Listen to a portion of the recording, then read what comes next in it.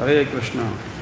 ओम नमो भगवते वासुदेवाय।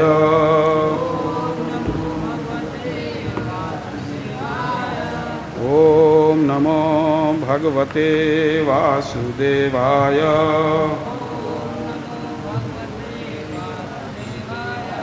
नारायणं नमस्कृत्य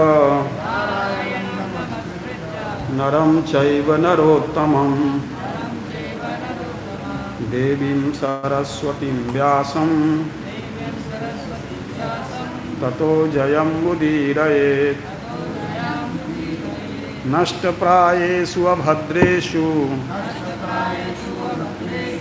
नित्यं भागवत सेवया भगवती उत्तम श्लोके भक्तिर्भवति नैष्ठिकी। श्रीमद्भागवतम स्कंद 4 अध्याय 13 श्लोक संख्या है 40 और इस अध्याय का नाम है ध्रुव महाराज के वंशजों का वर्णन। सशरासन उद्यम्य मृगयुर्वनगोचरः हन्त्य साधुर्मृगान् दीनान् वेनो असवित्यरारोज्जनः। सशरासनम् उद्यम्य मृगयुवनगोचरः हन्त्य साधुर्मृगान् दीनान् वेनो असावित्यरोज्जनः। सशरासनम् उद्यम्य मृगयुवनगोचरः हन्त्य साधुर्मृगान् दीनान् वेनो असावित्यरोज्जनः।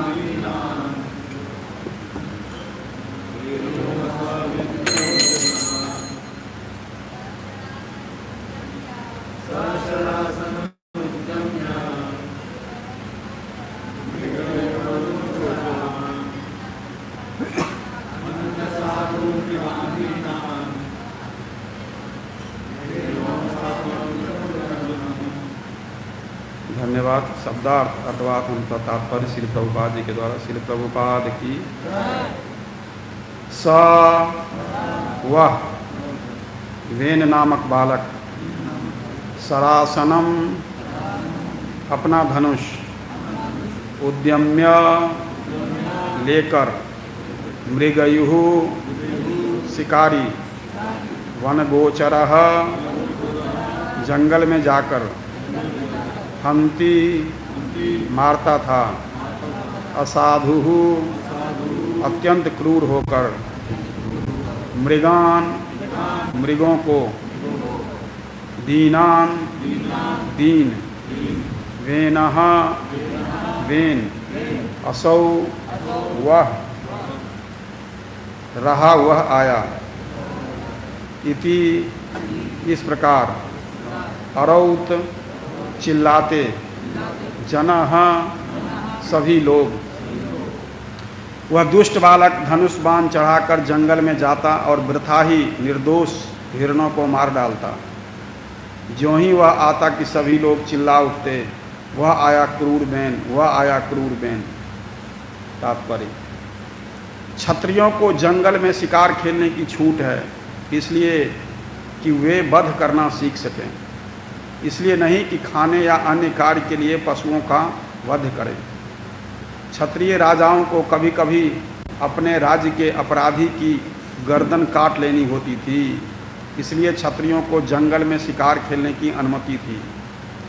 चूँकि अंग के पुत्र वेन बुरी माता से उत्पन्न था, अतः वह अत्यंत क्रूर था। वह जंगल जाकर वृथा ही पशुओं को मारता रहता।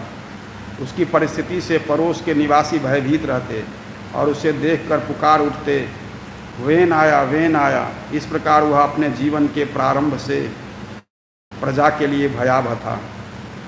ओम अज्ञानतिमिरान्धस्य ज्ञानाञ्जनशलाकया चक्षुरुन्मीलितं येन तस्मै श्रीगुरुवे नमः। श्रीचैतन्यमनोभीष्टं स्थापितं येन भूतले स्वयं रूपा गदामह्यं ददाति स्वपदान्तिकं। वन्देऽहं श्रीगुरुं श्रीयुतापदकमलं श्रीगुरून् वैष्णवांश्च श्रीरूपं साग्रजातं सहगण रघुनाथान्वितं तं सजीवं साद्वैतं सावधूतं परिजनसहितं कृष्णचैतन्यदेवं श्रीराधा कृष्णपादान् सहगण ललिता श्रीविशाखान्वितांश्च। हे कृष्ण करुणा सिंधो दीनबंधो जगत्पते गोपेश गोपिका कांत राधा कांत नमोस्तुते। तप्त कांचन गौरांगी राधे वृंदावनेश्वरी वृषभानुसुते देवी प्रणमामि हरिप्रिये। वाञ्छाकल्पतरुभ्यश्च कृपा सिन्धुभ्यैव च पतितानां पावनेभ्यो वैष्णवेभ्यो नमो नमः। जय श्री कृष्ण चैतन्य प्रभु श्रीवासादि गौर भक्तवृंद। हरे कृष्णा कृष्णा कृष्णा हरे हरे, हरे राम राम राम हरे हरे। नमः ओं विष्णुपादाय कृष्णप्रेष्ठाय भूतले श्रीमते भक्तिवेदांत स्वामिन्निति नामिने। नमस्ते सारस्वते देवे गौरवाणी प्रचारिणे निर्विशेष शून्यवादी पाश्चात्यदेशतारिणे।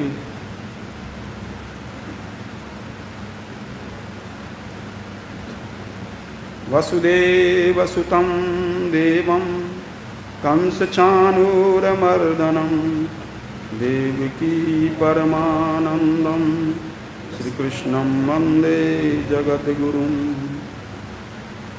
हरे कृष्णा। तो आप सभी का बहुत बहुत स्वागत है आज की मॉर्निंग भागवत कक्षा में। और प्रमुख रूप से हम लोग आज चर्चा करेंगे दो एस्पेक्ट पर। ये बहुत सुंदर प्रसंग चल रहा है, तो इसमें मैं दो चीज़ों पर फोकस करूंगा प्रमुख रूप से। और वो दो चीज़ें हैं कि वर्णाश्रम धर्म में क्षत्रिय के लिए जो कार्य निर्धारित किए गए थे उसके विषय में, और पुत्र जो हैं वो किस तरह के होते हैं और कैसे कैसे लोग हमारे पुत्र बनकर आते हैं ना कहीं। क्योंकि ऐसा नहीं है कि कोई भी आपका पुत्र बन जाएगा या मैं किसी का पुत्र यूं ही बन गया। इसका कनेक्शन पीछे से होता है और वो कनेक्शन आगे भी अगर हमने तोड़ा नहीं तो बहुत समय तक चलता रहता है। तो थोड़ा उस पर भी चर्चा करने का प्रयास करेंगे। तो प्रमुख रूप से प्रभुपाद यहाँ पर अपने इस तात्पर्य में बता रहे हैं। अब देखो कि उस समय में भी क्या होता था कि राजाओं के ऐसे पुत्र होते थे। महाराज अंग भगवान के शुद्ध भक्त थे। अभी जो प्रसंग चल रहा है, ध्रुव के वंशज थे। ध्रुव के दो पुत्र थे, उत्कल और वत्सर। तो उत्कल राजा बनने से अस्वीकार कर दिया उन्होंने, वो राजा नहीं बने। तो वत्सर राजा बने और वत्सर के खानदान में फिर धीरे धीरे करके आगे बढ़ते हुए महाराज अंग आए और अंग के ये पुत्र हैं वेन, जिसका आज वर्णन हो रहा है। महाराज अंग बहुत ही भगवान के उच्चतम स्तर के भक्त थे और उन्होंने वेन को यज्ञ के माध्यम से प्राप्त किया था। देखिए बड़े आश्चर्य की बात नहीं है, कोई पुत्र यज्ञ के पायस से उत्पन्न हुआ था और वो पुत्र ऐसा था। तो ऐसा क्यों हुआ? तो ये जो है ये महत्वपूर्ण बात है समझना कि एक व्यक्ति जिसने उनकी कोई संतान नहीं थी और उन संतान न होने की वजह से जब एक बार वो यज्ञ कर रहे थे तो उन्होंने क्या किया, वो यज्ञ करने के क्रम में कि जब आहुतियाँ दे रहे थे तो देवता वो आहुतियों को ग्रहण नहीं कर रहे थे। पहले के समय में क्या था कि जब आप आहुतियाँ देते थे तो देवता सामने आकर के उन आहुतियों को ग्रहण करते थे, तो वो देवता आ ही नहीं रहे थे। तो वेन अंग महाराज ने कहा कि अपने ब्राह्मणों से कि ये क्या हो रहा है कि आप आहुतियाँ दे रहे हैं और देवता नहीं आ रहे, इसका क्या कारण है? तो उन्होंने कहा महाराज ऐसा लगता है कि आपके व्यक्तिगत जीवन से जो संबंधित कुछ बातें हैं उसकी वजह से ये सारी चीज़ें हो रही, टेक्निकल प्रॉब्लम हो गई। मतलब ब्राह्मण के मंत्रों में कोई दिक्कत नहीं थी, यज्ञ में कोई प्रॉब्लम नहीं थी, मतलब सब कुछ ठीक चल रहा था। अब टेक्निकली क्या दोष था? उन्होंने कहा क्योंकि आपका कोई पुत्र नहीं, तो पुत्र ना होने की वजह से जो है आपका जो एवोल्यूशन हम डाल रहे हैं वो देवताएं स्वीकार नहीं करते। और पुराणों में ऐसा कहा गया है, एक सामान्य व्यक्ति के लिए है ये, आप लोग बुरा मत मानना, मतलब आप लोग इसको मत लेना अन्यथा। पुराणों में ऐसा कहा गया कि जिस व्यक्ति का पुत्र नहीं होता है उसकी गति नहीं होती है। एक सामान्य व्यक्ति का पुत्र होना बहुत ज़रूरी है, तभी आप देखोगे समाज में ये शिक्षा उनके दिमाग में बैठा हुआ है शुरू से, पुत्र चाहिए। तो पुत्र का मतलब होता है जो अपने पुरुषों को तार दे, इसीलिए वो पुत्र होता था। तो पुत्र के हाथ से अग्नि प्राप्त करने से शरीर को, है ना, जीव के साथ दो चीज़ें होती थी। एक जब जीवात्मा देखता था कि जिसको मैंने पाला, जिसको मैंने रखा, वही मुझे आग लगा रहा है, तो भगवान उसके मोह को काटने के लिए ऐसा सिस्टम था ये, जिसको आपने जीवन भर पाला खिलाया और वही व्यक्ति आपको आग लेके जला रहा है। तो ये कि इसका जो शरीर से जो आकर्षण है, जो मोह है, वो ख़त्म हो जाए, एक पहला कारण। दूसरा कारण कि कई ऐसे नरकों और कई ऐसे जो हैं योनियां हैं जिसमें अगर कोई व्यक्ति पुत्र के हाथ से अग्नि मिल जाती है, उसको पुत्र के हाथ से अगर उसका संस्कार किया जाता है तो फिर वो उन चीज़ों से बच जाता है, अर्थात निम्न योनियों के जाने से बच जाता है। तो इसीलिए पहले के समय में आप देखोगे पुत्र के लिए लोग बड़े बड़े यज्ञ करते थे। अभी भी पुत्र के लिए बहुत कुछ करते हैं लोग, लेकिन अब धीरे धीरे लोग ज़्यादा स्मार्ट हो गए हैं, है ना। तो कहते हैं बेटा बेटी एक समान है अब, ना। तो बेटा बेटी न कभी थे एक समान, न है न रहेंगे कभी। तो मान लो बात अलग है, आप चीज़ों को झुठला दो बात अलग है, क्योंकि जो स्त्री शरीर का बनावट है और पुरुष शरीर का बनावट है बिल्कुल भिन्न है। पहली बात, उनकी जो सेंसिटिविटी है पुरुष की, और जो पुरुष शरीर है वो विचार प्रधान होता है, जो स्त्री का शरीर है वो भाव प्रधान होता है। आप समझ गए? इसीलिए आप देखोगे कि भक्ति में स्त्रियां ज़्यादा जुड़ती हैं, पुरुष कम जुड़ते हैं। पुरुष के लिए भाव पैदा करना बहुत मुश्किल होता है, इसीलिए जो बड़े भक्त लोग हो जाते हैं वो स्त्री के हम मंजरी भाव और ये भाव और वो भाव इसीलिए करते हैं। गोपी भाव ये क्यों है? ये क्योंकि वो स्त्री के शरीर में वो भाव का सही पोषण होता है और सही रूप में वो भाव निकलता है, फिर उसका पोषण होता है। पुरुष जो है वो बड़ा विचार प्रधान होता है, हर चीज़ में विचार करेगा, सोचेगा, डाउट करेगा, ये करेगा, वो करेगा। स्त्रियां सहज ही चीज़ों को मान लेती हैं, तो बड़ा अंतर है एक्चुअली में। फिर जो स्त्रियों का शरीर है उसमें बड़ी छोटी सी बात से उनको ठेस पहुंच सकती है, पुरुष उन छोटी बातों को कभी ध्यान ही नहीं देता। आप देखोगे वो आपको लगा ये है ना, कई बार आप देखो घर में जाते हो, आप वाइफ बताती है ऐसे ऐसे हो गया, आप कहते हैं ये क्या बात नहीं, लेकिन अब उसके लिए बहुत बड़ी बात है, हमारे लिए कुछ भी नहीं है। तो क्या ये क्यों है ऐसा? क्योंकि शरीर की बनावट भगवान ने दोनों का जो संवेदनशीलता दिया है, भाव दिया है अंदर में, बिल्कुल अलग अलग है। हम लड़की को टॉम बॉय बना देंगे, उससे वो लड़का नहीं बन जाएगा। आप समझ गए? जीन्स पहना दिया है ना, स्कर्ट पहना दिए, फलाना पहना दिया, अंग्रेजी जो पाश्चात्य जो संस्कृति है उसका हमने नकल कर लिया, उससे समाज में प्रॉब्लम बढ़ रही है, स्त्रियों की इज्जत कम हो गई है। जो इज्जत पहले दी जाती थी, जो सम्मान पहले था, वो सम्मान अब नहीं मिलता है। क्यों? क्योंकि हम खुद ही जिम्मेवार हैं उसके। हमने उसको टॉम बॉय बना दिया किसी तरह से, उसको इस तरह से उसकी अपब्रिंगिंग करी है। तो ऐसे में क्या होता है कि जो धीरे धीरे, और वो बच्ची है जो लड़की है उसके अंदर भी होता है कि मैं किसी से कम नहीं हूँ, ये काम ये पुरुष करते हैं मैं भी कर सकती हूँ, ये काम लड़के करते हैं मैं भी कर सकती हूँ। ये आधुनिक शिक्षा और क्रिश्चियन शिक्षा की देन है। ये जो वेस्टर्न का जो क्रिश्चियन एजुकेशन है, ये उसकी कृपा से ये भारतवर्ष में और हिंदू लोगों ने वो एकदम से अडॉप्ट कर लेते हैं बिना सोचे समझे। आप पूरे समाज में देखोगे सबसे खराब स्थिति हिंदुओं की है, क्योंकि वही सबसे ज़्यादा धर्म से च्युत हुआ है। इतना धर्म से पतन किसी भी कम्युनिटी का नहीं हुआ, किसी कम्युनिटी का नहीं हुआ। आप कभी गौर करना देखें, वो कुछ भी करने के लिए तैयार रहता है। आप पैसा दे दो, वो हिंदू छोड़ के कुछ और बन जाएगा, और पैसा दे दो वो छोड़ के और कुछ बन जाएगा। तो क्या है कि बड़ी विचित्र सी स्थिति बनी हुई है समाज में। तो ऐसी परिस्थितियों में जब उन्होंने देखा कि पुत्र नहीं है, तो फिर उन्होंने कहा कि महाराज पहले ऐसा करते हैं कि पहले आप पुत्र के लिए यज्ञ करो, फिर ये वाला यज्ञ करेंगे। तो अब पुत्र के लिए यज्ञ हुआ। पुत्र के लिए यज्ञ हुआ तो एक यज्ञ अग्नि से एक पुरुष प्रकट हुए, और उन्होंने उनको यज्ञ पुरुष प्रकट हुए और उन्होंने उनको खीर दिया, और उस खीर को उन्होंने अपनी पत्नी सुनीता को दे दिया। और वो खीर खाने के बाद है ना कि महाराज के संयोग से उन्होंने इस पुत्र को जन्म दिया, लेकिन वो पुत्र ठीक नहीं हुआ, इतना दुष्ट था वो बचपन से। अभी आगे आप पढ़ोगे कि ऐसी स्थिति आती है कि ब्राह्मण उसको श्राप दे के मार देते हैं। आप पूरे श्रीमद् भागवतम या पूरे वैदिक साहित्य के इतिहास में आज तक कोई भी ऐसा एक राजा नहीं हुआ जिसको श्राप दे के ब्राह्मणों ने मार दिया हो।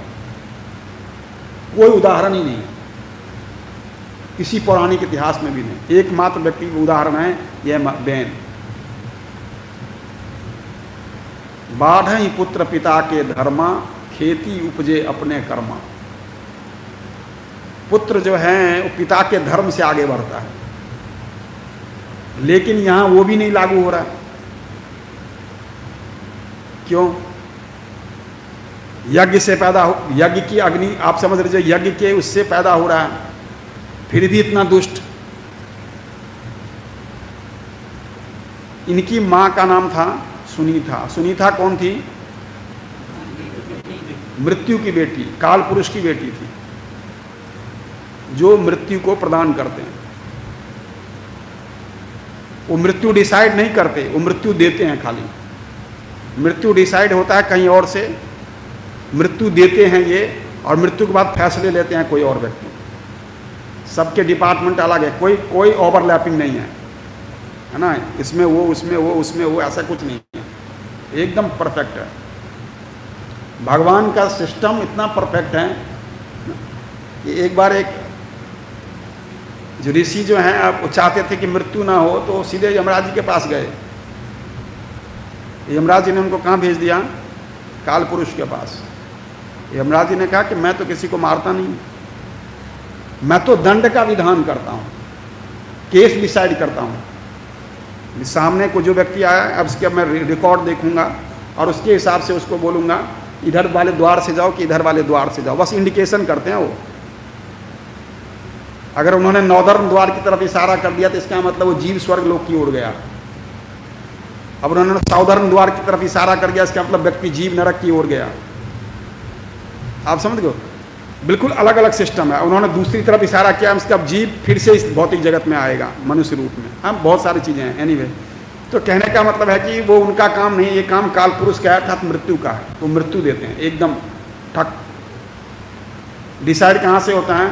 चित्रकेतु जी बोलते हैं ये जीव इस समय मरना है, कारण पहले से फिक्स हो जाता है, कारण चल हो गया व्यक्ति, और फिर मृत्यु जो है जा करके उसको मृत्यु दे देते हैं। उनकी बेटी थी सुनीता, और सुनीता के पुत्र थे बेन। लेकिन कई बार क्या होता है, पुत्र में या पुत्री में माँ या पिता दोनों में से एक का नहीं जाता है, दोनों का नहीं आते कभी भी।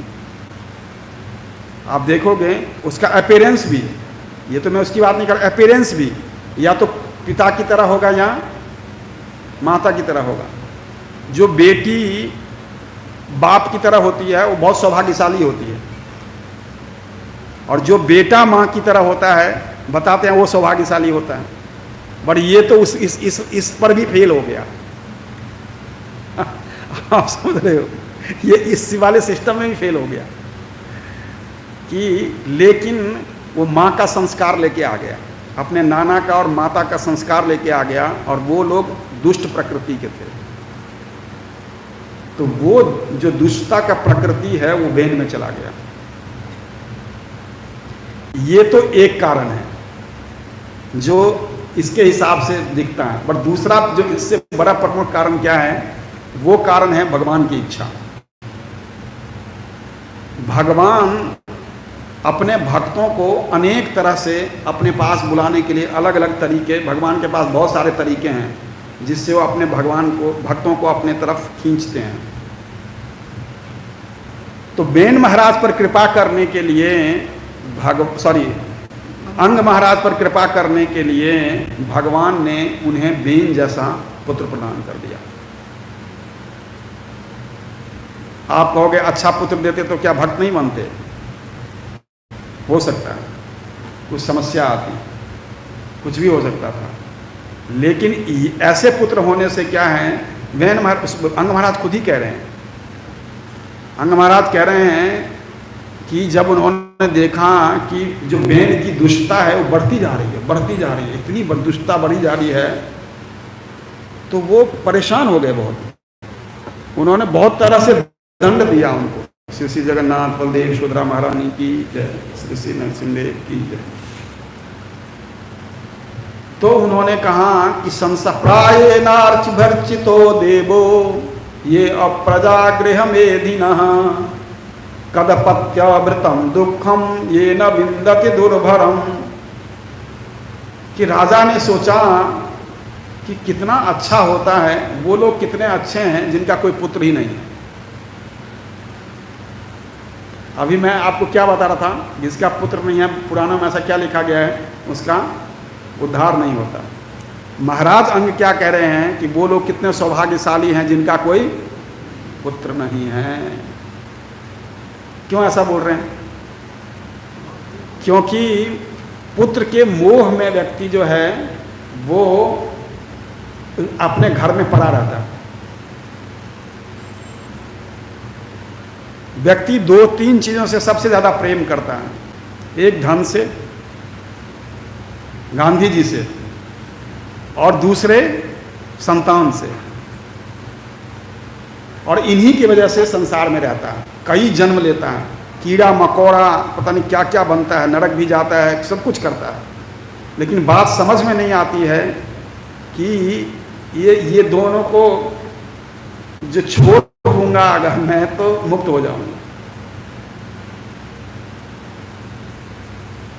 तो यही बात जो है यहाँ पर बताई जा रही है कि उन्होंने, वो कह रहे हैं कि अगर किसी का पुत्र ना हो तो कितना अच्छा व्यक्ति है वो, कि उसका पुत्र ही नहीं है, वो कितना भाग्यशाली है। पुत्रहीन व्यक्ति निश्चय ही भाग्यशाली है, लिखते हैं। क्यों? क्योंकि पुत्र ही नहीं होगा तो मोह किसके प्रति होगा। फिर आगे क्या बोल रहे हैं महाराज अंग कि अगर पुत्र हो भी चलो तो वो कुपुत्र होना चाहिए, सुपुत्र नहीं होना चाहिए। पुत्र कैसा होना चाहिए? कुपुत्र होना चाहिए, सुपुत्र नहीं होना चाहिए। क्योंकि कुपुत्र होगा तो उसको परेशान करेगा, उलाहने दिलवाएगा, झगड़े करेगा। लेकिन मुझे लगता है अंग महाराज को ये पता नहीं था, कलयुग में लोग गाली देते तब भी नहीं हटते हैं घर से। बेटा गाली भी देता है, मारता भी है, तब भी नहीं हटता। कहता नहीं नहीं नहीं, बेटा है तभी तो कर रहा है, बेटा नहीं होता तो क्या करता। तो इतने ढीठ हैं लोग कि बिल्कुल घर छोड़ने को उनको लगता है कि सारा जीवन ऐसे ही रहेंगे, उसी रोहिणी के अपने फ्लैट में रहेंगे, जीवन कभी बदलेगा नहीं, ऐसे आते रहेंगे, सब कुछ ऐसे ही चलता रहेगा, प्रभु मंदिर ऐसा होता रहेगा। प्रभु दुनिया बहुत तेजी से घूम रही है, इतना फास्ट, इसलिए हमें भी बदलने के लिए निरंतर तैयार रहना चाहिए कि स्वयं को कैसे बदलें, परिस्थितियों को बदलने के लिए और समझने के लिए तैयार रहना चाहिए। बदलती परिस्थिति में अपने आप को कैसे ढालें, इसको समझना पड़ेगा।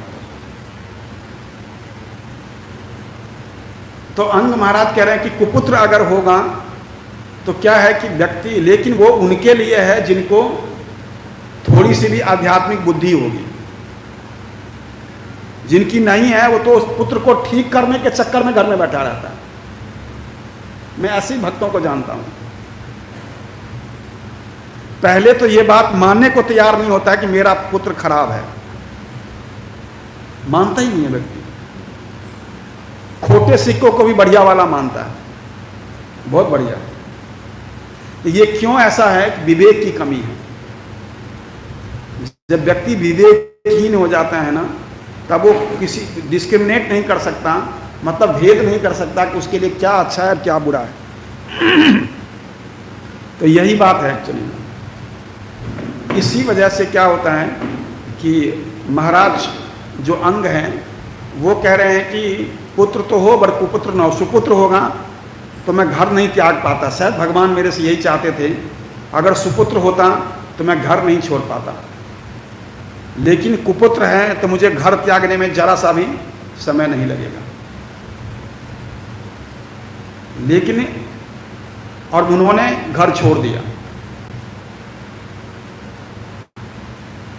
कुपुत्रो जायेत क्वचित कुमाता न भवति। पुत्र तो कुपुत्र होता है, माँ कुमाता नहीं होती।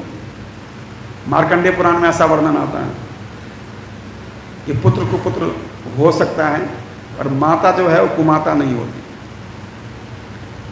यहाँ पर महाराज अंग ने जब देखा कि ये बिल्कुल ही सुधरने को तैयार नहीं है, तो उन्होंने जंगल की ओर प्रस्थान किया। और यही हम सबको भी करना चाहिए, खास करके वो लोगों को जो गृहस्थ आश्रम में रहते हैं। सारा जीवन वहीं रहोगे, व्यक्ति को अपने घर में रह करके शरीर नहीं छोड़ना चाहिए। गृहस्थों को मालूम है आपको, उसको घर से बाहर जाकर शरीर छोड़ना चाहिए। मैंने यहाँ देखा अजीब परंपरा है। एक व्यक्ति की डेथ हो रही थी तो उनकी माँ ने उसको बोला, मेरे सामने की बात है, मैं गया था कि मैं उनके लिए कुछ व्यवस्था करवा दूंगा, शरीर छोड़ने वाले। उसकी माँ ने कहा कि पापा को गोदी में ले ले, मतलब बेटे के गोद में शरीर छोड़ेगा पापा। हैरान हो गया। मतलब जबकि मृत्यु का समय आना हो तो उसको बिस्तर से नीचे उतार करके मिट्टी के ऊपर रख करके वहाँ कुछ मतलब घास, गाय का गोबर, गंगा जल ये सब डाल करके वहाँ लिटाना चाहिए व्यक्ति को। उसको गोदी में लिटा रहे तो व्यक्ति का अटैचमेंट कैसे खत्म होगा जीवात्मा का? होगा, वही मंडराता रहता है, परेशान। खैर एनीवे ये एक अलग सब्जेक्ट है। तो मैं बता रहा था आपको कि महाराज ने शरीर छोड़ दिया और वहाँ से निकल गए। और इधर जो हैं वो क्षत्रियों को, जैसे प्रभुपाद इसमें लिख रहे हैं कि जंगल में शिकार खेलने के लिए, क्योंकि क्षत्रियों का क्या काम है? प्रजा की रक्षा करना। बाकी तीनों वर्णों की रक्षा करने का भार किसके ऊपर है? क्षत्रिय के ऊपर।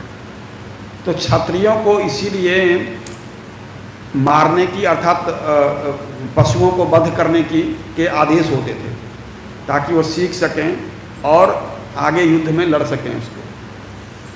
जो पशु का वध करते हैं वो निर्दयी लोग होते हैं, उनका जो हृदय है कठोर हो जाता है, आप समझ लो। तो कठोर हो जाता है तो फिर उनको दूसरों का वध करने में सोचते नहीं हैं। तो इसीलिए उन्होंने क्या किया कि ये क्षत्रियों को खास करके ट्रेनिंग दी जाती थी और उनको युद्ध के लिए भी भेजा जाता था। उनकी माएँ युद्ध के लिए जानबूझकर भेजती थी कि युद्ध करना सीखेगा, है ना, हम तो कभी बाहर ना निकलने दें। वो अब ध्रुव को की माँ कितनी साल के थे ध्रुव? 5 साल के। कहाँ पर भेजा? आप रोड क्रॉस करने दोगे अपने 5 साल के बेटे को? सवाल ही नहीं उठता। कैसी माएँ थी ये, क्षत्रियानियाँ होती हैं। और उन्होंने कहा कि मैं तुम्हारी कोई मदद नहीं कर सकती। क्यों? क्योंकि तुम्हारे पिता जो हैं मुझे अपनी पत्नी नहीं समझते, उदासी समझते हैं मुझे। तो तुम्हें अगर मदद चाहिए तो भगवान से मांगो। तो बोला भगवान कहाँ मिलेंगे? कहा जंगल में मिलेंगे, जाओ। 5 साल के बेटे को भेज दिया। तो ये है, ये छत्रानियाँ होती थी। तो कितना आप समझ गए, ये जो सनातन धर्म को बचाने का भार है इन्हीं के ऊपर होता था। और ये लोग अंडर गाइडेंस ऑफ ब्राह्मणों के गाइडेंस में काम करते थे। सबका काम निर्धारित था। ब्राह्मण कभी कमाता नहीं था, किसी भी समय में नहीं कमाया उसने। क्यों? क्योंकि उसको कमाने की जरूरत नहीं थी, उस हेड होता है शरीर का। तो बुद्धि से वो बुद्धि देता था खाली। इसीलिए आप देखेंगे जितने भी राजा होते थे सबके ब्राह्मण मंत्री होते थे। क्षत्रिय मंत्री नहीं होता था उसका, मंत्री सारे ब्राह्मण होते थे। परामर्श देने वाले सारे ब्राह्मण की टीम होती थी। तो ये क्षत्रियों का था। ब्राह्मणों ने कभी, आजकल के नेता बोलते हैं सब ब्राह्मणों का, ब्राह्मणों ने कभी, आजकल के नेता बोलते हैं सब ब्राह्मणों का ने पहले दलितों को दबाया। अबे ब्राह्मण ने कभी राज नहीं किया तो दबाएगा कैसे? किसी युग में आप बता दीजिए कहीं पर भी कोई ब्राह्मण राजा बना हो? किसी के पास कोई हिस्ट्री है तो निकाल के दिखाए। कभी नहीं बना, तो दबाया कैसे? तो ये पॉलिटिक्स है। जो व्यक्ति शीर्ष पर गया ही नहीं, उसने दबाया कैसे दूसरे लोगों को?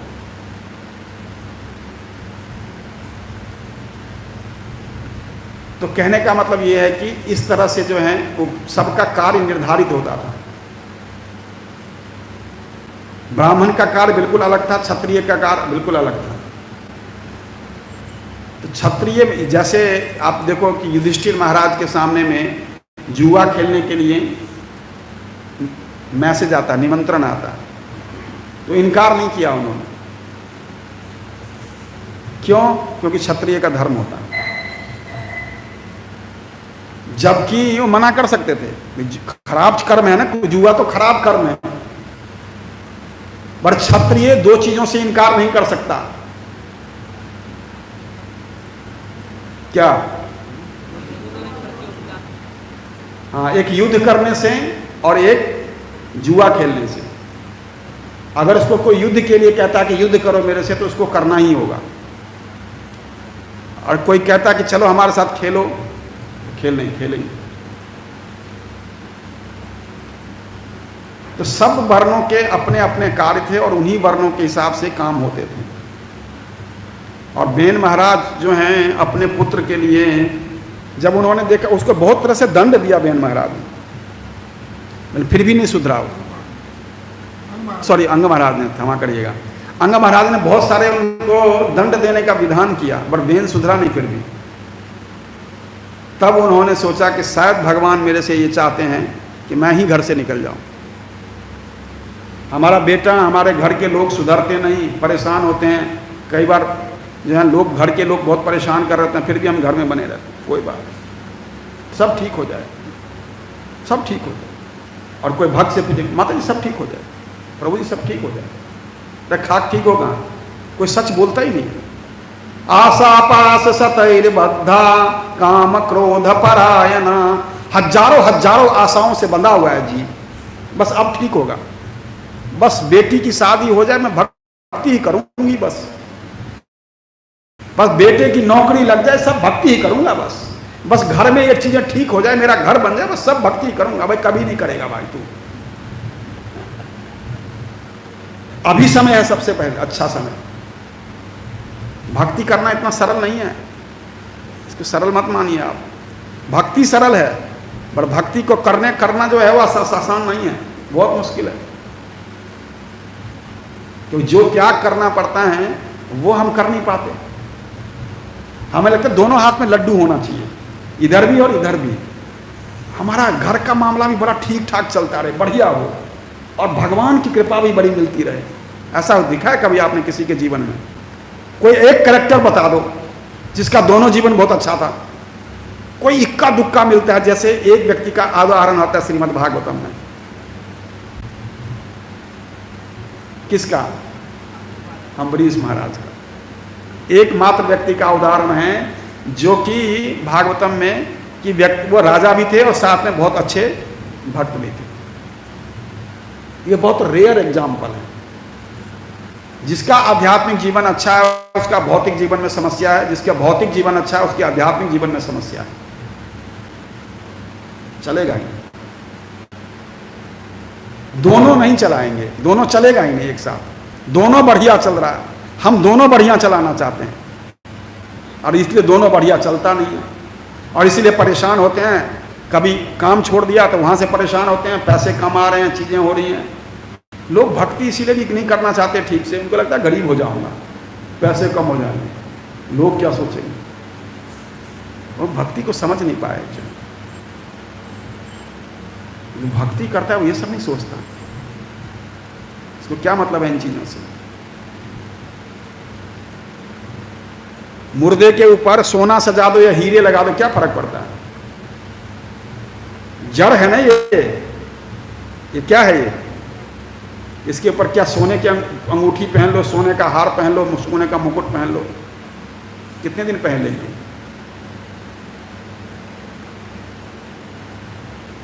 हमें खुद ही समझना पड़ेगा, ये विवेक जागृत करना पड़ता है, और विवेक को जगाने के लिए सत्संग करना पड़ता है। सुननी पड़ेगी, कथा सुननी पड़ेगी, सत्संग करना पड़ेगा, भक्तों के चरित्र सुनने पड़ेंगे, तब हमारे अंदर ये विवेक जागेगा। जागेगा ही नहीं विवेक। आसान नहीं है घर छोड़ देना। कई की पत्नियां मारती भी हैं लेकिन वो छोड़ते नहीं हैं। ये सच्चाई बता रहा हूं, मैं को हंसनी वाली बात नहीं बता रहा हूं, मैं अपने ही एक व्यक्ति को जानता हूं। मैंने उनको बोला कि घर क्यों नहीं छोड़ देते? घर कैसे छोड़ दूंगा? मैंने कहा घर कैसे छोड़ दूंगा, मतलब कॉन्फिडेंस नहीं है। मैंने कहा आपके जैसा सौभाग्य हमें नहीं मिलता कि मिनटों में व्यक्ति निकल जाए। सौभाग्य मिला हुआ, भगवान इतनी कृपा करिए, तुम उसको अपना वो समझ रहे हो, दुख समझ रहे हो।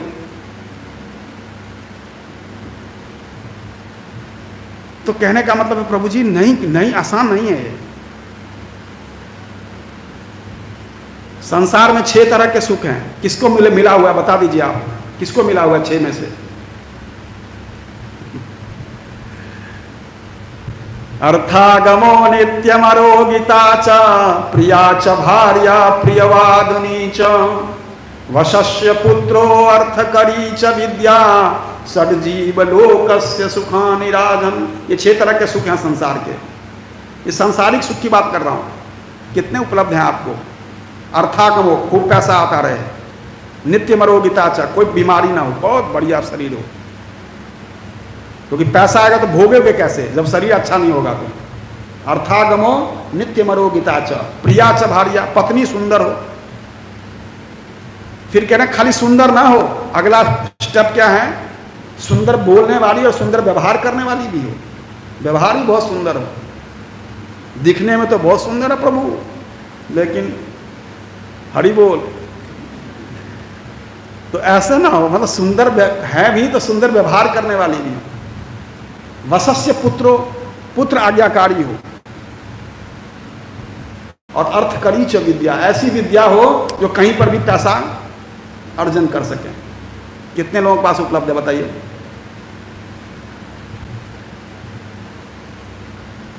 किसी के पास 1 होगा, किसी के पास 2 होगा, किसी के पास 3 भी होगा,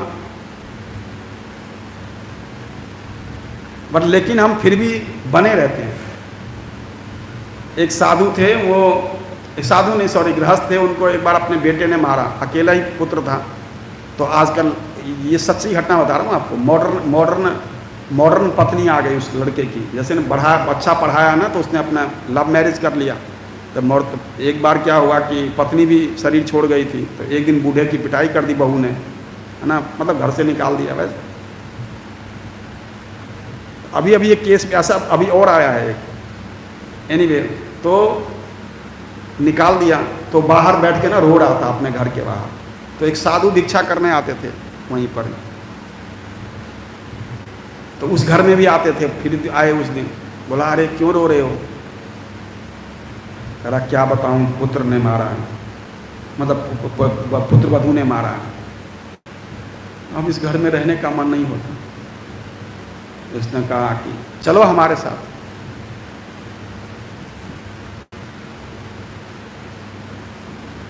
तो कहा क्या काम करना पड़ेगा? कहा कोई काम नहीं, तुम बस रहना, थोड़ा झाड़ू पोछा कर देना, मतलब झाड़ू वाड़ू लगा देना, साफ सफाई करते रहना, हम भिक्षा मांग के लाएंगे, तुम्हें भी खिलाएंगे, खुद भी खाएंगे। अरे ओ बाबा चल, मेरे बेटे की बदनामी नहीं होगी। मतलब मार पड़ी है, घर से बाहर नहीं बैठा है, और उसको क्या करें, मेरे बेटे की बदनामी नहीं होगी।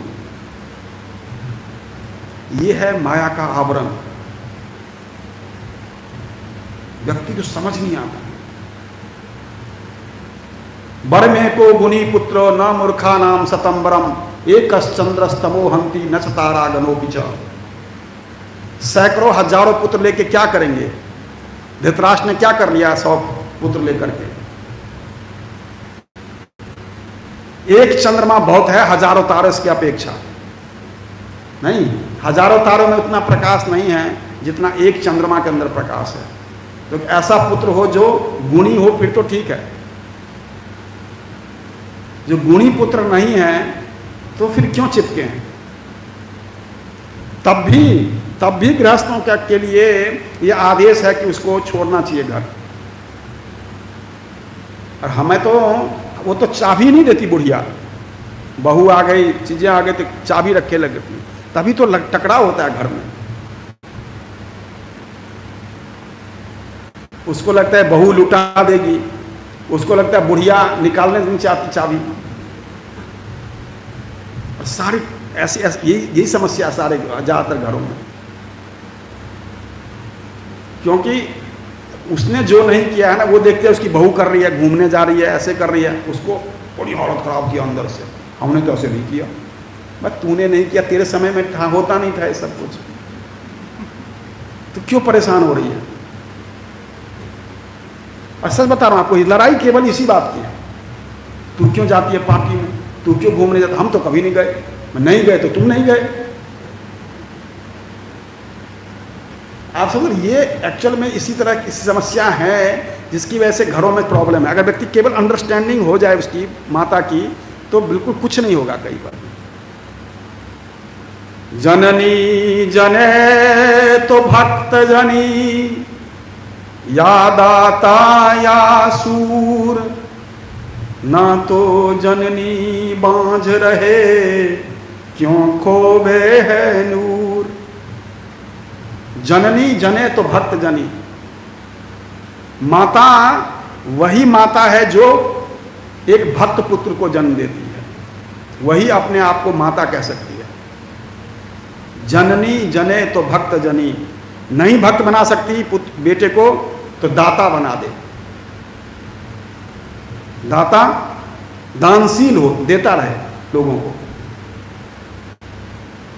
वो भी नहीं बना सकती तो तीसरा ऑप्शन देते हैं, सूर बना दे उसको, कि ब्राह्मणों की और जो दीन दुखी हैं उनकी रक्षा कर सके।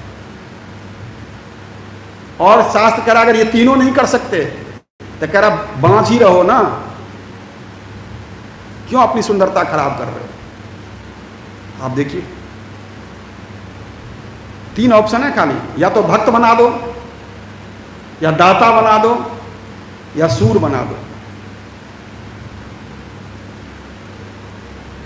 यही बात जो है एक और कवि लिखते हैं, पुत्रवती युवती जग सोई, रघुपति भगत जास सुत होई। वही मां अपने आप को पुत्रवती कहे जिसका बेटा भगवान का भक्त है, वही कहे कि मैं पुत्रवती हूं। दूसरों को पुत्रवती कहने का कोई लाभ नहीं। तो संसार में समझ होगी, संसार में 4 तरह के पुत्र होते हैं। आपको थोड़ा सा ही बता देता हूं। हर व्यक्ति जो है वो पुत्र का चोला पहन के आ जाता है कई बार। देखिए कैसे कैसे लोग हमारे पुत्र बनते हैं। एक व्यक्ति जिसका धन आपने नष्ट कर दिया है, ऋण ले लिया है उसका, आप दिया नहीं, चुका लिया, मार दिया उसका, पचा लिया उसको, है ना, तो वो व्यक्ति अगले जन्म में आपका पुत्र बनकर आएगा। ये न्याय है, बता रहा हूं। व्यक्ति क्या करेगा, पुत्र बनकर आएगा अगले जन्म में, और आपका धन लुटाता है, लुटाएगा, खूब लुटाएगा, खूब लुटाएगा, और तब तक लुटाता रहेगा जब तक उसका सूद, क्या बोलते हैं, सूद मूल सब लुटा ना दे, और उसके बाद फिर आपसे छुटकारा ले लेगा। ये उनका भी, उनके साथ भी होता है। जैसे किसी ने गाय को दूध ले लिया और उसको छोड़ दिया, जब वो गाय दूध देना बंद कर दिया तो उसको सड़क पे छोड़ दिया। तो ऐसे व्यक्ति, ये गाय भी पुत्र बन के रूप में आ जाती है अगले जन्म में उस व्यक्ति के घर में, क्योंकि हिसाब किताब करना है। दूध लेके तूने छोड़ दिया मुझे, तो पूरा हिसाब किताब करके जाती है फिर वो। तो इसको बोलते हैं ऋणानुबंध पुत्र, जो अपना ऋण को लेने के लिए अगले जन्म में आता है। दूसरे तरह का पुत्र है शत्रु पुत्र। शत्रु पुत्र का मतलब होता है 2 तरह के, या किसी को आपने बहुत सताया है सारा जीवन, कोई पड़ोसी को, कोई रिश्तेदार को, किसी को हम ऐसे सताते रहते हैं, कई बार आदत होती है, तो वो व्यक्ति जो है फिर अगले जन्म में पुत्र बनकर आपको सताने के लिए आएगा। या दूसरा जो शत्रु बदला लेने के लिए जो है वो इस घर में पुत्र बनकर पैदा हो जाता है। जिसके साथ आपने शत्रुता करी, उसके साथ अन्याय किया, उसकी चीजें छीन ली, तो फिर वो पुत्र बन के आएगा आपका, और आपका धन नष्ट करता रहेगा। वो खूब नष्ट करेगा। दुकान पर पैसा लगा दोगे, 20 लाख लगा दिया, गया, 10 लाख लगा दिया, गया, सिंगापुर भेज दिया पढ़ने के लिए, गया, वहाँ गया, भैया। हमारे डिवोटी हैं पंजाबी बाग में, तो उनके वो क्या करता है, फिर वो अपने माता पिता को मारता है, पीटता है, झगड़ता है, अपमान करता है, ये सब काम करता है वो, क्योंकि वो उसका शत्रु है। पिछले जन्म का सारे बदला ले लेगा और उसके बाद वो यहाँ से जाएगा। तो ये होता है एक शत्रु पुत्र। तीसरा पुत्र होता है उदासीन पुत्र। उदासीन पुत्र का क्या मतलब होता है, ये ऐसा पुत्र होता है कि न तो आपको की सेवा करेगा और ना कोई दुख देगा, दुख भी नहीं देगा आपको, पर सेवा भी नहीं करेगा। ठीक है, अपना अपने में हुआ, आप अपना जीवन जियो, अपना जीवन जी रहा। इस तरह के पुत्र को बोलते हैं उदासीन पुत्र। वो आपकी किसी तरह से आपकी सेवा करने के लिए तो आया ही नहीं, हम उसे एक्सपेक्ट कर रहे हैं कि भाई बेटा कमाएगा मुझे देगा, बिल्कुल नहीं, वो अपने सुख में सुखी है। और चौथा होता है सेवक पुत्र। सेवक पुत्र पुत्रों की कैटेगरी में सबसे अच्छा होता है। ये ऐसा होता है जिसकी आपने सेवा करी है इस जन्म में, किसी की बहुत सेवा की आपने, किसी प्रभु की, किसी माता की, किसी पड़ोसी की, किसी रिश्तेदार की, तो वो पुत्र बनकर आ जाता है आपकी सेवा करने के लिए अगले जन्म में। वो फिर अपना ऋण चुकाएगा, क्योंकि आपने उसके ऊपर बहुत सारा ऋण डाल दिया है। तो वो सेवा करके, तो वो आपकी अब सेवा करके अपना ऋण को बराबर करता है। तो ऋण उतारने के लिए उसको जन्म लेना पड़ता है। तो ऐसा पुत्र जो है वो सेवक पुत्र कहलाता है। तो ये 4 तरह के पुत्र जो हैं वो होते हैं। तो हमें ये जो वेन थे वो किसी कैटेगरी में नहीं है, आप समझ गए। ये शत्रु पुत्र हैं, एक तरह से शत्रु पुत्र के कैटेगरी में आ सके, क्योंकि शत्रु व्यक्ति को तंग करने के लिए आया है। इतनी ज़्यादा सुविधा, इतने अच्छे माता पिता, मतलब पिता खास करके, माता उस खानदान की थी, पर अंग महाराज ने प्रेम विवाह किया था। देखिए सुनीता से, ये समस्या है। ये बात मैं आपको बताना भूल गया। सुनीता से महाराज अंग ने प्रेम विवाह किया था। तो प्रेम अंधा होता है, कि इसका ही प्रमाण ये है। उन्होंने मना किया कि आप जो हैं विवाह मत करो।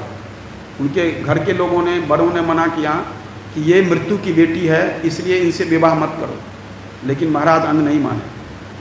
महाराज अंग जो हैं सुनीता के प्रति इतने आकर्षित थे। यही चीज़ें होती हैं आजकल के समाज में। आपको मालूम है कि व्यक्ति अच्छा नहीं है, हमारे घर की लड़की, आपके घर की लड़की किसी से ऐसे चली जाती है, आपको मालूम है व्यक्ति इसके साथ बहुत बड़ा प्रॉब्लम होने वाली है, लेकिन वो आपकी बेटी नहीं सुनेगी। क्यों? क्योंकि आपने संस्कार ठीक नहीं दिया है। बच्चे उसी के आउट ऑफ कंट्रोल होते हैं जो शुरू से जिसको कोई संस्कार नहीं दिया जाता है। आपने अगर बचपन से संस्कार दोगे बच्चों को, तो बच्चे कभी हाथ से बाहर नहीं निकलते। 26 साल की, 27 साल की लड़कियां कह रही हैं अभी तो मैं कहाँ साथ में, तो बच्ची हूँ। उसके माँ बाप भी कहते हैं, कल की बात ही बता रहा हूँ, मैं किसी के घर गया था रात को, तो मैंने ऐसी बात हुई, तो मैंने कहा क्यों नहीं करते आप अपनी बेटियों की शादी? कह रहे वो करना नहीं चाहती प्रभु जी। अब सब कह रहे हैं बच्ची है, अभी तो 26 साल की है, मैंने 30 साल के बाद शादी नहीं होगी। बोलो हरे कृष्णा। और सब सच्चाई बता रहा हूँ आपको। हमारे मोहल्ले में कम से कम 8-10 लड़की, मतलब हर जगह मैंने देखा है शादी नहीं हुई। क्यों? 30 साल से ऊपर होगी, 32, 34, 35, 38 की लड़की हो गई, तो लड़का कितना बड़ा चाहिए उसके लिए? तो लोग ना बुद्धि कम लगाते हैं। प्रेम करने का ही मतलब नहीं वो जो कह रही है वही मानेंगे। प्रेम करने का ही मतलब नहीं है कि मेरा बेटा कुछ भी गलत करेगा तो मैं उसको स्वीकार कर लूँगा। ये प्रेम नहीं है, ये प्रेम की परिभाषा नहीं है। तो हम प्रमुख रूप से हम देखते हैं इस प्रसंग में महाराज जो अंग हैं उन्होंने वेन को सुधारने के लिए कई सारे कदम उठाए, कई सारी चीज़ें की, बट जो वेन है वो बिल्कुल सुधरे नहीं। तो क्या परिणाम हुआ कि महाराज अंग ने खुद ही अपना लाइन ले लिया। उन्होंने कहा कि मैं ही चला जाता हूँ। 2 ही तरीके हो सकते हैं, या तो आप उसको वहाँ से निकालो या आप खुद निकलो, है ना। और आजकल के घर में आप निकाल तो सकते नहीं आजकल, तो क्या करना चाहिए? हमें खुद निकल जाना चाहिए। जब देखें कि घर में इस तरह की प्रॉब्लम है, हमारे बच्चे ऐसे हो रहे हैं, तो हमें खुद ही साइड लाइन ले लेना चाहिए। भगवान ने बहुत बड़ा जीवन बनाया है। अगर गृहस्थ आश्रम के बाद अगर आप 10-15 साल का भजन कर लेते हो ठीक से, तो आपका उद्धार हो जाएगा। नहीं तो गृहस्थ आश्रम जितने पाप किए हैं ना, वो फिर घुमा फिरा के यहीं लेके आ जाएगा। दोबारा से आ जाओगे, फिर किसी शरीर में मानव शरीर में आ जाओगे, फिर चीज़ें, क्योंकि भक्ति तो व्यर्थ जाती नहीं। आप नाम जप कर रहे हो, नाम जप व्यर्थ जाता नहीं, अमोघ नाम है भगवान का। आपको फिर मानव शरीर मिलेगा, और पता नहीं कहाँ मिलेगा, ये अलग बात है। और अब इसी कलयुग में कोई पैदा हो गया, मान लीजिए आगे 25-50 साल बाद, उसकी भक्ति कैसे होगी सोचिए। अभी भक्ति नहीं हो रही है, अभी नियमों का पालन नहीं हो रहा, तो 50 साल बाद कोई पैदा होगा, 100 साल बाद इसी धरती पर पैदा होगा, इसी दिल्ली शहर में अगर आप पैदा हो गए तो क्या होगा? चाहकर भी भक्ति नहीं कर सकेंगे। इसीलिए गोल्डन पीरियड है। इमीडिएटली जितना भगवान ने शक्ति दी है, जो साधन दिए हैं, उस साधन को उपयोग करिए भगवान के धाम जाने के लिए। पूरी ताकत लगाइए, केवल कहने से नहीं, इससे काम नहीं चलेगा। केवल 16 माला जप कर लिया, इससे काम नहीं चलेगा। बहुत करना पड़ेगा। गलतफहमी में मत रहिए। प्रभुपाद से एक वेस्टर्न डिसाइपल ने पूछा, अमेरिकन ने, कि प्रभुपाद क्या आपके सारे डिसाइपल भगवत धाम जाएंगे? प्रभुपाद ने कहा, no, most of them will go to heavenly planets. अधिकतर लोग उसमें से स्वर्ग जाएंगे। क्यों बोला ऐसा? प्रभुपाद ने दीक्षा दी है, 16 माला का जप कर रहा है, नियम पालन कर रहा है, तो भगवत धाम क्यों नहीं जाएगा? क्योंकि प्रभुपाद को कोई कंफ्यूजन नहीं थी, इतना आसान नहीं है। प्रेम गली अति सांकड़ी, जा में दो न समाए। प्रेम की गली है, संकड़ा होता जाता। यहाँ ऐसे हम बोलते हैं, Hare Krishna chant and be happy, और ये ऐसे ऐसे ऐसे ऐसे नैरो होना शुरू हो जाता है, और बाद में पता चलता है एक ही आदमी अंदर जाएगा। भाई यहाँ से तो हजारों को लिया था, अभी अंदर वहाँ रास्ता एक ही आदमी का है। तो चैंट एंड बी हैप्पी में अपने आप को प्रसन्न मत करिए कि मैंने तो 16 माला किसी तरह से निपटा दिया। हमें कई बार गर्व हो जाता है, हम बहुत बड़े भक्त हैं भगवान के, 16 माला का जप हो जाता है। कुछ नहीं होता है इससे, कुछ नहीं है। और सबसे महत्वपूर्ण है, अपना व्यवहार ठीक करिए। भक्ति करते हुए अगर किसी का व्यवहार अच्छा नहीं है, अगर उच्च व्यवहार नहीं है, वो खत्म हो गया, कोई वैल्यू नहीं है उसकी भक्ति की, कोई वैल्यू नहीं है उसकी भक्ति की। आपको पता चले स्वर्गपति दास इतने बड़े बड़े लेक्चर यहाँ देता है, बाहर जाकर के लड़कियां छेड़ता है, आप मेरे कोई सम्मान करोगे? ये देखोगे पीछे भागता है या गलत कार्य करता है, सड़क पे जाके खाता है। समझिए बहुत बड़ी चीज मिली है हमें, इसको संभालिए और कुछ नियम में अपने आप को बांधिए। तपस्या क्या है? स्वयं के ऊपर नियम थोपना, यही तपस्या है। वॉलंटरली असुविधा को एक्सेप्ट करना तपस्या है। अपनी इच्छा से असुविधा को स्वीकार करना तपस्या है। तपस्या जबरदस्ती की तपस्या नहीं होती। तपस्या तो भक्ति में हम आते हैं तो काफी सारी चीज, बहुत सारी चीजें हैं इसमें, बारीकियां हैं। जब तक हमारा हृदय शुद्ध नहीं होगा तब तक हम भगवान को प्राप्त करने की इच्छा भी नहीं करेंगे। अशुद्ध हृदय में भगवान को प्राप्त करने की इच्छा उत्पन्न ही नहीं होती है। और हृदय की अशुद्धता जाएगी नहीं जब तक हम आहार की शुद्धि नहीं करेंगे।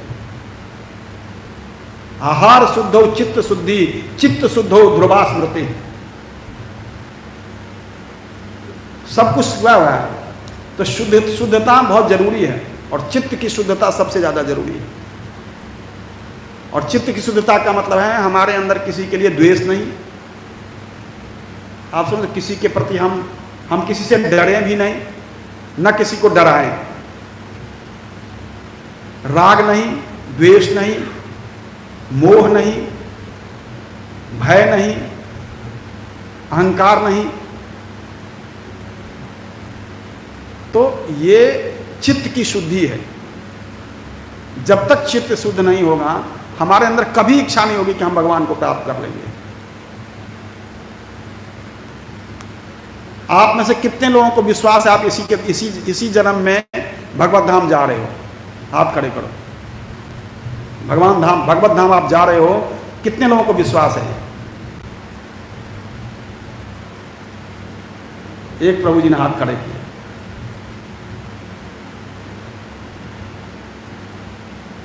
किस योग्यता पर आपने हाथ खड़े किए? क्योंकि हम सब जानते हैं कि हम नहीं जा रहे, तो हमारी योग्यता नहीं है, हम सब जानते हैं। तो इसके लिए योग्य बनना होगा। हमें मालूम है क्या रिजल्ट होगा। तो कहने का मतलब है कि वो समझिए इस चीज को। जिस सेना को ये मालूम है कि मैं जाकर के हार जाऊंगा, वो सेना लड़ेगी क्या? पर जाने से पहले हार गए। पहले कम से कम उन्होंने हाथ तो खड़े किए, बाद की बात है, देखेंगे जो होगा होगा। जिस सेनापति को सेना को मालूम है कि भैया मैं युद्ध हारने वाला हूं, I am going to lose the war, so who will fight? तो हम वो सेनानी हैं जो पहले से पता है हम नहीं जाएंगे। क्यों? क्योंकि हमारी भक्ति इतनी स्ट्रांग नहीं है। शुद्धता जो हमारे हृदय में होनी चाहिए ना, वो शुद्धता लानी है। ये भक्ति का प्रोसेस केवल शुद्धता के लिए, हम शुद्ध हो जाएं। और शुद्धता का मतलब चित्त शुद्धि है। जिसका हृदय शुद्ध नहीं है वो ध्यान पूर्वक सुन नहीं सकता, और जो सुनेगा ध्यान पूर्वक नहीं, उसके कर्म ठीक नहीं होंगे, और जिसका कर्म ठीक नहीं होगा भगवत धाम कहां से जाएगा? सब कुछ कनेक्टेड है। हरे कृष्ण। सॉरी, टाइम हो गया, क्षमा करिएगा, टाइम ज़्यादा हो गया। श्रीमद् भागवत महापुराण की जय। श्री प्रभुपाद की जय। किसी के प्रति कोई टिप्पणी है? वैसे तो टाइम हो गया है जी, बताइए। यस माता जी।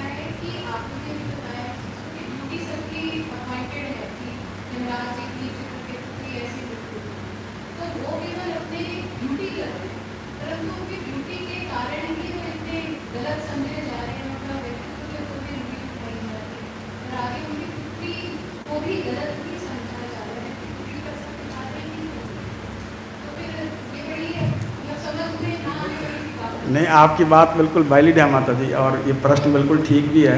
और कई बार आपके बात से मैं भी सहमत हूँ, लेकिन आचार्यों ने इसकी व्याख्या जो है वो इस प्रकार से दी है कि क्योंकि कई बार मुझे थोड़ा सा ये बात मुझे भी थोड़ा सा डाइजेस्ट होने में बड़ा मुश्किल लग रहा था कि नाना का गुण बेटी में, और बेटी का गुण मतलब बेटी में और बेटी का गुण फिर उसके बेटे में, है ना। तो थोड़ा सा अलग सा लगता है ये, और ऐसा जनरली बहुत कम होता है, बहुत रेयर केसेज होते हैं ऐसे। परंतु दूसरा कारण ज़्यादा वैलिड है जो मैंने बताया, और वो है कि भगवान की इच्छा। कि भगवान अगर चाहते हैं, अंग महाराज के लिए अगर उन्होंने अंग महाराज की को इस भौतिक जगत से निकालना चाहते थे, तो फिर भगवान जो उन्होंने उनके सामने इस तरह के चीज़ों को रखा है। और मुझे ये रीज़न ज़्यादा वैलिड लगता है, क्योंकि जो आप कह रही हो बिल्कुल उससे मैं भी सहमत हूँ कि ये बड़ा मुश्किल होता है कई बार इस चीज़ को करना। लेकिन फिर भी क्या है, उस वाले केस में भी जो आप कह रही हैं, उसमें जो व्यक्ति जो कर्म कर रहा होता है उसमें कहीं ना कहीं इन्वॉल्व होता है वो, और वो उन चीज़ों को धारण भी करता है। जैसे शिव जी तमोगुण के अधिष्ठात्री देव हैं, तो शिव जी तमोगुण के अधिष्ठात्री देव होने के कारण तमोगुण रूप भी तमोगुणी रखते हैं वो, आप समझ गए। वस्त्र भी ऐसा, रूप भी तमोगुणी, चीज़ें भी करूँ, क्योंकि अदरवाइज आगे जो व्यक्ति है जो उनको फॉलोअर हैं वो कैसे फॉलो करेगा उसको। तो क्या होता है कि शिव जी चूँकि बहुत बड़े व्यक्ति हैं, बट एक दूसरे लेवल पर जो नीचे के लेवल पर है, उनमें अगर वो व्यक्ति जैसे कोई राम बनने का एक्टिंग करता है, तो धीरे धीरे अपने आप को राम के स्टाइल में चलना शुरू कर देता है ना। वो जैसे कोई हीरोइन बनना चाहती है, मेरा मतलब उस थोड़े बहुत उन चीज़ों को वो व्यक्ति धारण करता है। और मुझे लगता है जो आप कह रही हैं कि वो उसी रूप से कि मृत्यु जो है वो शायद उनका ये जो गुण बेटी में जाता है, ये तो फैक्ट है, बाप का गुण बेटी में जाता है, ये दैट्स अ फैक्ट। और ये होता है ऐसे जनरली, सामान्यतया अगर बाप का गुण बेटी में जाता है तो ऐसा शास्त्रों में लिखा है कि बेटी को सौभाग्यशाली होना चाहिए। तो बेटी तो सौभाग्यशाली थी क्योंकि एक शुद्ध भक्त से विवाह हो गया, और महाराज से विवाह हुआ, अंग से विवाह हुआ, है ना। उनका खानदान अच्छा नहीं था, वो जो है वो राक्षस वंश की थी, ये जो है अलग असुर वंश के थे ये सब, मतलब सुनीता माता। और वो उनकी का विवाह हो गया मनुष्य में, महाराज इतने बड़े भगवान के भक्त से, तो वो तो कितनी बड़ी सौभाग्यशाली हुई। तो वो यहाँ तक तो केस समझ में आता है। और उनका पुत्र आगे उनमें वो गुण चला गया, तो ऐसा होता है माता जी, माँ का गुण भी पुत्र में जाता है।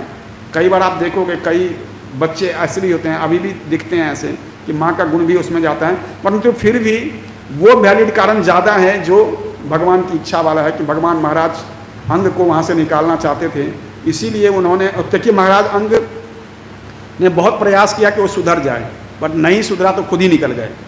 तो बड़ा इजी था महाराज अंग, और इतना नहीं है, आगे आप पढ़ेंगे आते रहते हैं तो प्रजा उनको ढूंढने जाती है, ऐसे थे महाराज अंग। सारी प्रजा उनको ढूंढती जाती है, लेकिन महाराज अंग मिलते नहीं किसी को। और भगवान अपने, उन्होंने ऐसी जगह पर अपने आप को छुपा लिया कि वहाँ से वो भगवत धाम जा सकें। तो आप इसको आप दोनों वे में समझ सकते हो कि थोड़ा बहुत तो होता है एक्चुअली में, लेकिन प्रमुख कारण भगवान की इच्छा है माता जी इसमें।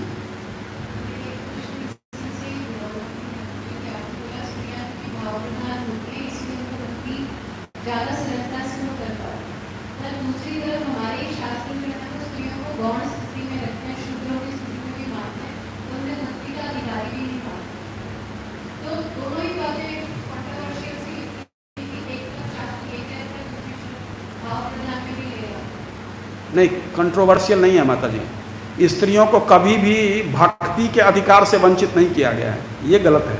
जिसने भी बोला है, जहाँ कहीं, ये कोई एग्जाम्पल नहीं है इसका। स्त्रियों को वेद मंत्रों का अधिकार नहीं है, वेद का में प्रवेश का अधिकार नहीं है, और स्त्रियों को क्या, बाकी जो वर्ण हैं उनको भी अधिकार नहीं है वेद मंत्रों के लिए।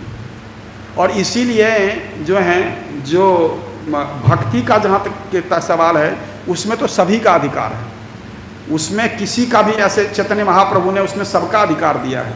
विशेष करके चैतन्य महाप्रभु ने, देखिए ये जो कली संतरण उपनिषद है, उसमें जो मंत्र का फॉर्म है वो है हरे राम राम राम हरे हरे, हरे कृष्ण कृष्ण कृष्ण हरे हरे। और हम क्या करते हैं, हरे कृष्ण हरे, क्यों नहीं, क्यों किया? चैतन्य महाप्रभु ऐसे थोड़ी कर देंगे।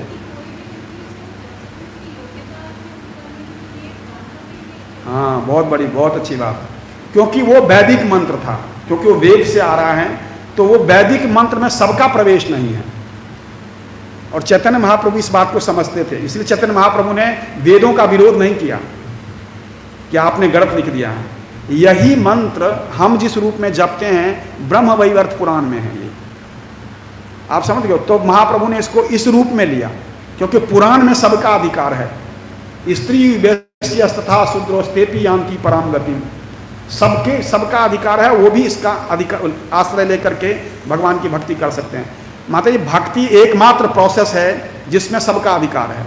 Even the women has the right, लेकिन दूसरे किसी प्रोसेस में, आप कर्मयोग ले लो, ज्ञान योग ले लो, हठ योग ले लो, ध्यान योग ले लो, इसमें किसी अधिकार नहीं है। पहली बात तो आपके प्रश्न का ये उत्तर है कि ऐसा नहीं है कि भक्ति में। दूसरा, आप कह रहे थे स्त्रियों को नीच समझा जाता है, ऐसा नहीं है। स्त्रियों का अलग शरीर है, अलग सेंसिटिविटी है, अलग भावनाएं हैं। भगवान ने उनके लिए अलग व्यवस्था की है। जब भी व्यक्ति अपनी मर्यादा तोड़ता है तो उसके लिए समस्याएं ज़्यादा खड़ी होती हैं। स्त्रियों को भी समझ लेना चाहिए कि उनका जन्म पुरुष से इन्फीरियर है, दैट इज करेक्ट, और दैट इज मतलब वो हर जगह लिखा हुआ है।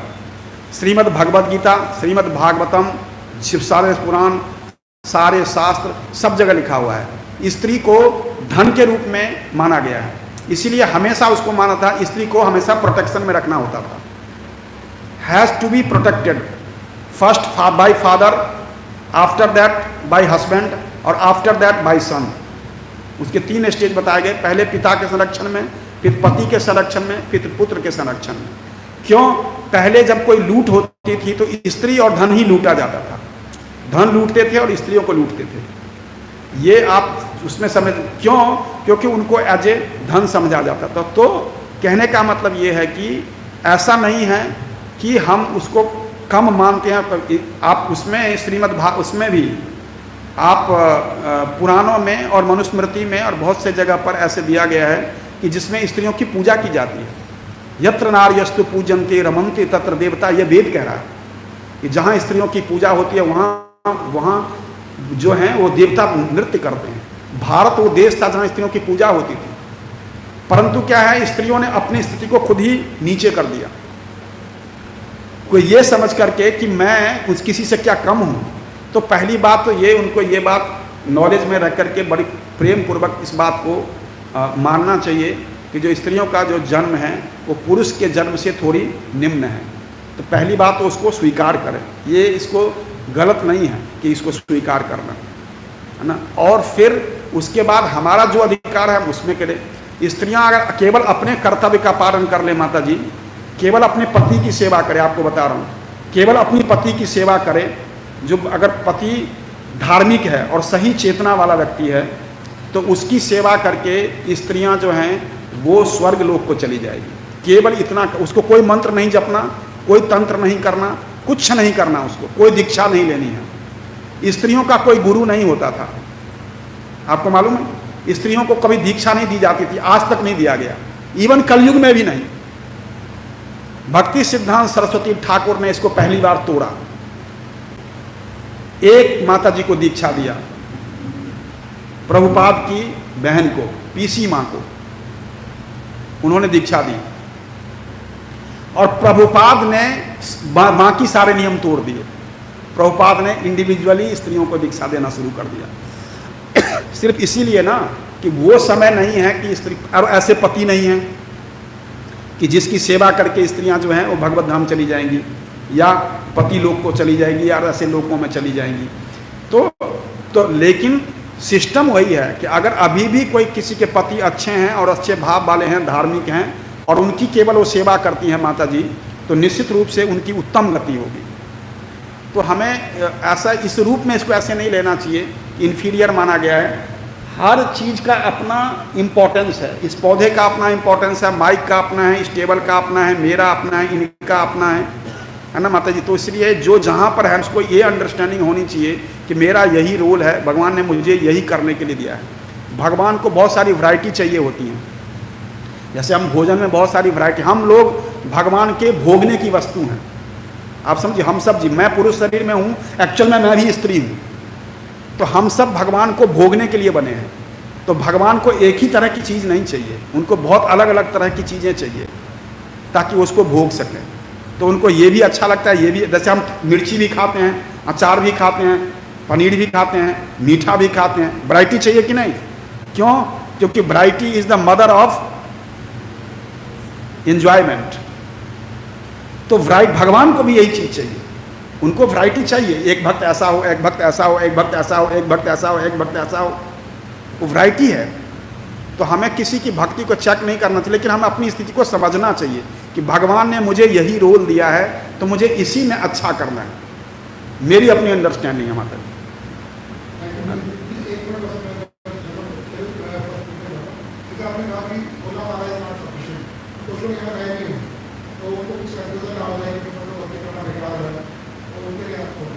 हाँ, ऐसा नहीं है कि 16 माला बेकार है, बिल्कुल अच्छी बात, बहुत अच्छी बात बताई। मेरा मतलब है कि जब हम भक्ति करते हैं तो हमें रुकना नहीं चाहिए। 16 माला मिनिमम है, और 16 माला आपको इस बात की गारंटी देता है कि आप दोबारा से मानव शरीर में आएंगे। यही अपने आप में बहुत बड़ी गारंटी है, पहली बात। दूसरी बात कि आप भक्ति को दोबारा से प्राप्त करेंगे, ये दूसरी बात।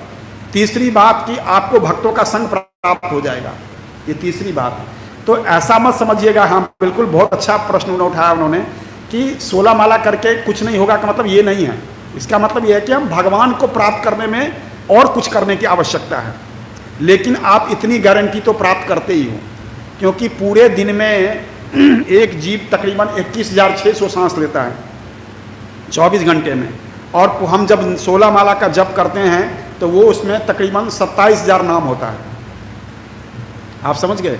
तो आप सोचिए, एक सांस पर एक नाम होता है, कम से कम एक सांस पर एक नाम जरूर होना चाहिए।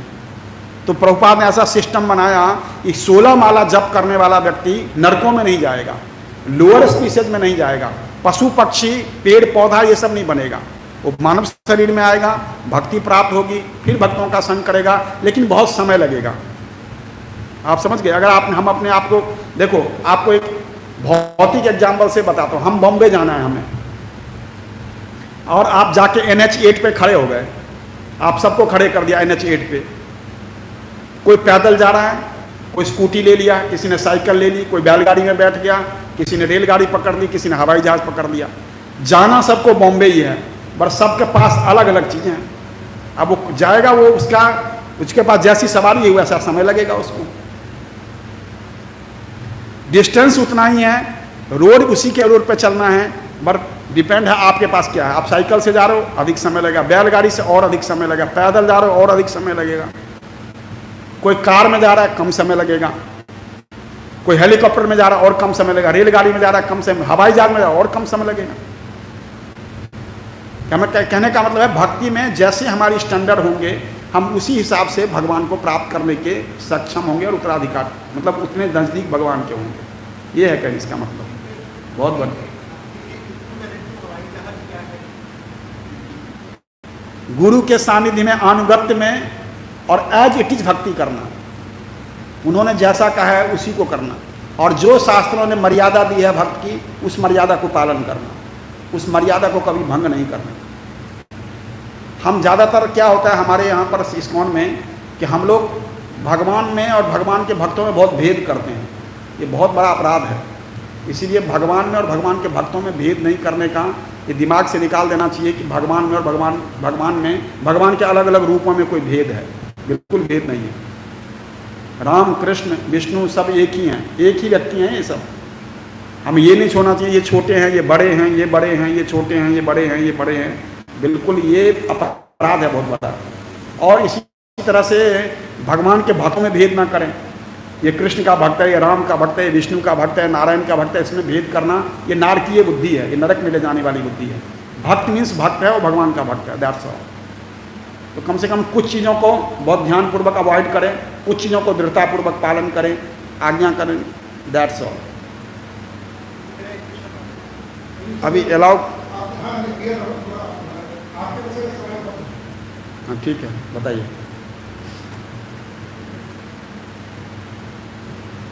मेरा प्रश्न ये है कि जैसे शुरुआत में हुई थी प्रवचन की, आप जैसे पुत्री और पुत्र के बारे में बता रहे थे।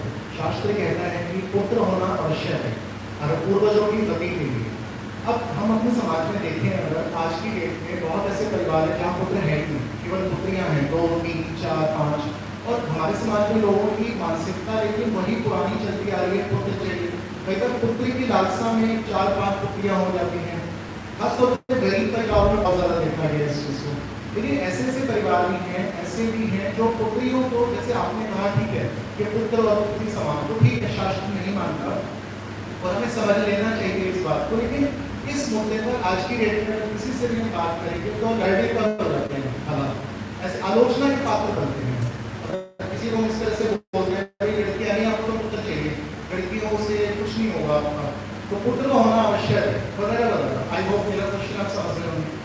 इसके ऊपर थोड़ा सा मैं चाहता हूँ। देखिए क्या है कि हम सामाजिक और लोक मत से हम शास्त्र नहीं चलता है। शास्त्र का अपना सिद्धांत है और शास्त्र अपने हिसाब से चलता है। वो लोक मत क्या है उसको बिल्कुल आप ठीक कह रहे हो। आप तो मैं यहाँ बोल दिया है बहुत बड़ी बात है, बाहर बोलूँगा मेरे ऊपर ही पड़ जाएंगे लोग। ये सच्चाई है, इसमें आपकी बात से मैं 100% सहमत हूँ। इवन हमारे भक्त भी जो मेरे अंडर काफ़ी सारे परिवार हैं, मतलब लगभग 100 परिवार हैं, तो उनमें से काफ़ी सारे भक्तों का केवल लड़कियां ही हैं। आप समझ गए। तो मैंने पहले उससे पहले एक बात और बोली थी कि अगर कोई भक्ति करता है तो उसके लिए ये प्रॉब्लम नहीं है, उसका टेक केयर भगवान कर लेंगे। पर कोई भक्ति नहीं करता है तो उसके लिए थोड़ा चिंता का विषय है। खास करके आज उस समाज में, मैंने अभी थोड़े समय पहले कोई मरा था तो उसकी बेटी ने उसको चिता को अग्नि दी। कई टेलीविज़न में ऐसे दिखाते हैं तो वो बड़ा हाईलाइट करके दिखाते हैं, बेटियों ने बेटों का काम किया है ना। तो मैंने कहा इतने बड़ी मूर्ख, आप समझ रहे, इतनी बड़ी मूर्खता है ना, मतलब हद से ज़्यादा मूर्खता है ये। अगर ऐसा भी है मान लीजिए तो बेटी का कोई पुत्र है वो दे सकता है, उसका कोई भतीजा है उस व्यक्ति का वो दे सकता है आदमी। इसी तरह से मैं कहने का मतलब है कि इस तरह से चीज़ें होनी चाहिए। प्रभु जी अगर इस तरह की चीज़ें हैं, मैं भी आपसे सहमत हूँ, तो हम उनको भी सकते हैं भक्ति करें तो बेस्ट है कि फिर उनके ऊपर ये कुछ भक्तों के ऊपर बहुत सारे ऐसे नियम हैं जो लागू नहीं होते। ये भगवान ने विशेष पावर दिया है। हाँ, और भी बड़ी अच्छी बात बताई कि 16 माला करने वालों के लिए भी एक छूट है कि आपको कई सारी, देखो जैसे ही शरीर छूटता है आपको पता है लगभग 11 महीने तक, हाँ तकरीबन जो जीवात्मा है वो तकरीबन उसको 11 महीने लगते हैं यहाँ से संयमनी पहुँचने में। संयमनी क्या है? यमराज की राजधानी, वहाँ पहुँचने में 11 महीने लगते हैं। पर ये चीज़ भक्त के केस में नहीं है। भक्त कुछ क्षणों में पहुँचता है वहाँ पर, कुछ क्षणों में पहुँचता है वहाँ पर। आप समझ गए? मतलब बहुत सारी ऐसी चीज़ें दी हुई हैं जो केवल एक्सक्लूसिवली उन लोगों के लिए है जो भगवान से कनेक्टेड है। जैसे आप अमेरिका में एक्सप्रेस एलिवेटर होता है, मालूम है आपको? वहाँ 100 मंजिल के बिल्डिंग्स हैं, तो लिफ्ट में जाएंगे तो कितना देर लगेगा? 2 घंटे लगेंगे। अब लिफ्ट में मैं चढ़ूँगा, आप दूर है ना, 97 माले पे जाना है तो 2 घंटे में, 1.5 घंटे में पहुँचेगा। और कभी ये क्या है? तो 100 माले पे कितने मिनट में पहुँचते हैं? 4 मिनट में। कितने मिनट में? 4 मिनट्स में। क्यों? एक्सप्रेस एलिवेटर है। तो कुछ चीज़ें ऐसी हैं जो भक्तों के साथ में, भक्ति में कनेक्ट होने के बाद व्यक्ति के साथ ख़त्म कर दी जाती हैं। तो ये केसेस तो मैं आपकी बात से, हमें इस तरह की प्रीचिंग में नहीं बोलना चाहिए। तो मैं भक्तों के समाज में बोल रहा हूँ, ये बात मैं भी नहीं बोलता हूँ बाहर में। फॉर योर इन्फॉर्मेशन, ये बोल भी नहीं सकते हम। आपसे कोई केस ही कर देगा, मैं बोलूँगा केस करना है भाई व्यासदेव पर करो, विदुर जी पर करो। मैंने थोड़ी किया, उन्होंने लिखा है, उन्होंने बोला, मेरा क्या? मैं तो उनकी बातें दोहरा रहा हूँ। कर दो, व्यासदेव जी को बुलाओ और उनके ऊपर केस करो। तो कहने का मतलब ये है कि ये है बिल्कुल फैक्ट, और ऐसा भी है। तो ऐसे लोगों को इनकरेज करना चाहिए कि ऐसी कोई बात नहीं है, और उनको डिस्करेज ना हो। बेचारे भक्त, ऐसा नहीं कि भक्ति छोड़ दे इस चीज़ के लिए, भक्तों के लिए चीज़ें नहीं हैं, लेकिन ये है वर्क फैक्ट जो मैंने बताया है, ये बिल्कुल फैक्ट है और यही होता है, और शास्त्रों में भी यही लिखा है। हरे कृष्ण।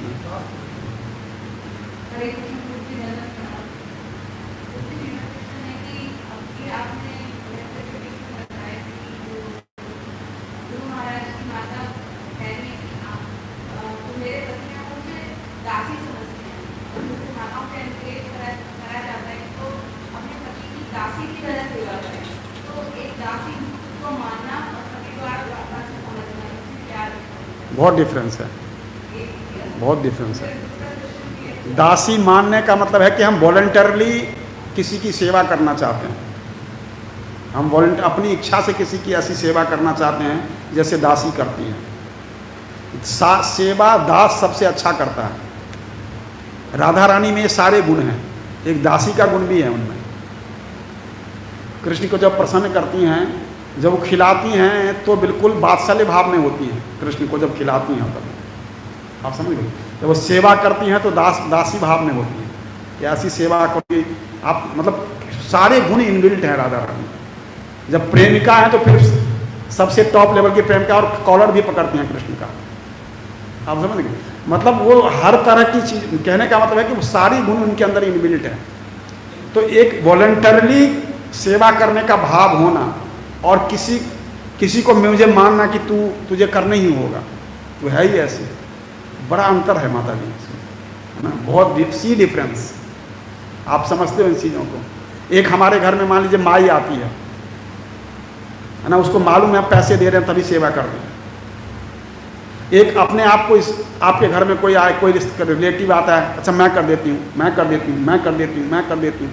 आप देखो उसका भाव, उसको लगता है मैं उनकी कुछ सर्विस कर दूं। और रियल में बताऊं, भक्ति में अगर आप सर्विस करते हो ना, तो सेवा करके आप बहुत कुछ प्राप्त कर सकते हो। सिद्धांत का सही पालन सेवा के माध्यम से होता है। आप सिद्धांत खाली सुनते हो, पढ़ते हो और सेवा नहीं करते तो आपका कुछ नहीं होगा। हम सब के लिए तो बड़ा अच्छा है, खास करके गृहस्थों के लिए। आप सिद्धांत सुनते हो, अब प्रैक्टिकली अपने घर में उसका प्रयोग कर दो तो बहुत अच्छा है। माता जी चलिए इसमें और दूसरा कोई क्वेश्चन।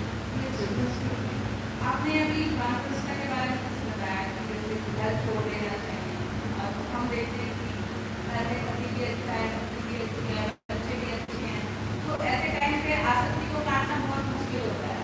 तो और अब जैसे भक्ति में आ गए हैं और आगे जैसे बच्चे भी अब बड़े हो गए हैं, तो हमें इस तरह से पालन करना चाहिए कि हम एक टाइम के बाद वानप्रस्थ ले लें, तो हमें क्या मेंटालिटी बना के चलना चाहिए। बहुत अच्छा, बहुत अच्छा प्रश्न है आपका, और सबको ये सहारे गृहस्थ को पूछना चाहिए। धीरे धीरे अपने बच्चों को सेटल कर दीजिए। जब तक आप अपने बच्चे, आप बेटी है पहले उसका विवाह करिए, बेटा है उसका भी विवाह कर दीजिए, उसको बिजनेस दीजिए या नौकरी कर ले वो, मतलब पहले सेटल हो जाए अपने आपके बच्चे, उसके बाद फिर आपका कोई दायित्व नहीं है उनके प्रति। जब तक शास्त्र ये कहता है कि जब तक बच्चों का विवाह नहीं होता और जब तक उनको कोई सेटलमेंट नहीं होती, तब तक माता पिता का दायित्व है। उसके बाद माता पिता का कोई दायित्व नहीं है। उसके बाद जो रहता है वो चिपक के रहता है, अपनी मर्जी से रहता है कि मैं पोतरे का मुंह देखूंगी या पता नहीं जो भी करूंगी। तो कहने का उसके बाद व्यक्ति को धीरे धीरे घर छोड़ने के लिए तैयार हो जाना चाहिए। उसका तरीका क्या है वो तो आप अपने काउंसलर से भी बात कर सकते हो। जब मैं थोड़े मोटे मोटे चीज़ें मैं बता रहा हूँ कि हमें धीरे धीरे जो है घर के अफेयर्स में इंटरफेयर करना छोड़ देना चाहिए, है ना। बहू क्या ला रही है, क्या खा रही है, क्या बना रही है, या जो बच्चे आपके क्या कर रहे हैं, आप उसमें ज़्यादा इंटरेस्ट मत लो। अपनी भक्ति में हम क्यों इंटरेस्ट लेते हैं? क्योंकि हमारे पास करने के लिए कुछ नहीं होता, हमारा भक्ति में मन नहीं लगता, हमारा शास्त्रों में पढ़ने में मन नहीं लगता, हमारी कोई संगति नहीं है, तो क्या है हम उसके अंदर घुसते हैं। जब घुसते हैं तो फिर कन्फ्लिक्ट होता है, कन्फ्लिक्ट होता है तब समस्या आती है, फिर बहू खराब है, सास खराब है, आप समझो ये वाली समस्या होती है। तो प्रॉब्लम क्या है कि हमें धीरे धीरे उनके मामले में इंटरफेयर करना बंद कर दीजिए और थोड़े समय जब आए तो सारी चाबियां भी उनको समझा दीजिए, बेटा आपके पास है, आप जैसे मर्जी। उसमें दो बातें होंगी, एक तो वो चाहे जो भी कर रही है उससे आपका लेना देना कम होता चला जाएगा। ज़्यादा खर्च कर रही है, कम खर्च कर रही है, वो उसकी प्रॉब्लम है, आपकी प्रॉब्लम नहीं है। कंट्रोलिंग पावर अब छोड़ दो, है ना। हम सास भी हैं और मेरे हस्बैंड कमाते भी हैं, तब भी अब कंट्रोलिंग पावर बहू को दे दो। साल 2 साल 3 साल जो भी है उसमें आप उनको कंट्रोलिंग पावर आप उसको दे दो कि तू कंट्रोल कर। वो रखती है, बर्बाद करती है, उससे भी आपका कोई मतलब नहीं होना चाहिए, क्योंकि वो आप उस अपने भविष्य के लिए वो करेगी। हमें इन बिटवीन किसी भक्त से, अच्छे भक्त से कंसल्ट करके हम अपने लिए कोई वृंदावन में या कहीं ऐसी जगह पर अपने लिए कोई रहने का व्यवस्था कर सकते हैं, है ना। धीरे धीरे जब इन मामलों को धीरे धीरे कम कर सकते हैं कि घर के मामलों से इंटरफेयर कर, अपनी माला बढ़ा सकते हैं, 16 को 32, 32 को 64 कर सकते हैं धीरे धीरे, है ना। 64 माला अगर आप करोगे इंटू 15, 15 साल अगर आपने कर लिया, रोज 64 माला, तो आपका भगवत धाम जाने का टिकट पक्का हो जाएगा। ये मजाक नहीं कर रहा हूँ, जगन्नाथ जी सुन रहे हैं अगर मैं झूठ बोल रहा हूँ तो ये साफ साफ लिखा हुआ है। अगर कोई 15 साल तक केवल 64 माला का जप कर लेता है प्रतिदिन ध्यानपूर्वक, तो कृष्ण उनको दर्शन दे देंगे। ब्रह्म हत्या का पाप खत्म हो जाता है ऐसे लोगों का। ब्रह्म हत्या मतलब ब्राह्मण की हत्या करना, गुरु पत्नी के साथ दुर्व्यवहार करना, जैसे इतने जघन्य अपराध भी खत्म हो जाते हैं अगर कोई 3.5 करोड़ महामंत्र का जप कर लेता है। ये उसी कली संतन उपनिषद में लिखा है जिसमें ये महामंत्र लिखा है। 3.5 करोड़ मंत्र का एक पुरस्चरण होता है। 3.5 करोड़ नाम नहीं बोल रहा हूं, 3.5 करोड़ मंत्र बोल रहा हूं, ध्यान रखिएगा। तो 3.5 करोड़ मंत्र का अगर आपने नाम जप कर लिया तो व्यक्ति जो है वो लिबरेशन के स्टेज में चला जाता है। आप समझ गए माता जी, उसका लिबरेट होना ऑलमोस्ट 100% परफेक्ट वो है। तो धीरे धीरे ये प्रयास करें कि हम धीरे धीरे नाम जप करें, नाम जापक संत बन जाए और धीरे धीरे अपने, और फिर घर से भी, और घर में भी रहना मजबूरी हो, मान लीजिए किसी के हस्बैंड नहीं है, कुछ और प्रॉब्लम है, तो घर में ही अपने कमरे के अलावा किसी चीज़ में किसी भी तरह से कोई इंटरफेयर करना 100% बंद कर।